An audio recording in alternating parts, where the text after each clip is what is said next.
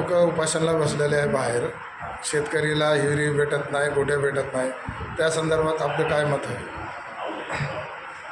सदर निवेदनधारक जे आहेत संबंधित निवेदन बघितले आहे आणि पंचायत समिती उदगीरच्या माध्यमातून आतापर्यंत 933च्या वरती आपण गोठे मंजूर केलेले आहेत संपूर्ण तालुक्यात. त्याच्यानंतर 700च्या जवळजवळ आपण विहिरी मंजूर केलेल्या आहेत. त्याच्यामुळे निवेदनधारकांना माझी विनंती आहे की यापूर्वीसुद्धा मोठ्या प्रमाणात लाभार्थ्यांना लाभ या पंचायत समितीतून मिळालेला आहे.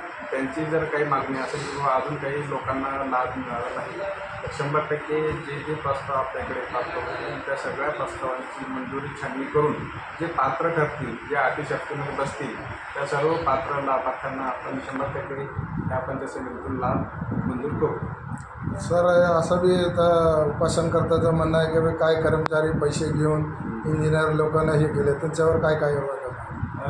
ज्यांच्यावरती आरोप आहे 100% त्यांच्यावरती प्रशासकीय कारवाई 100% होईल.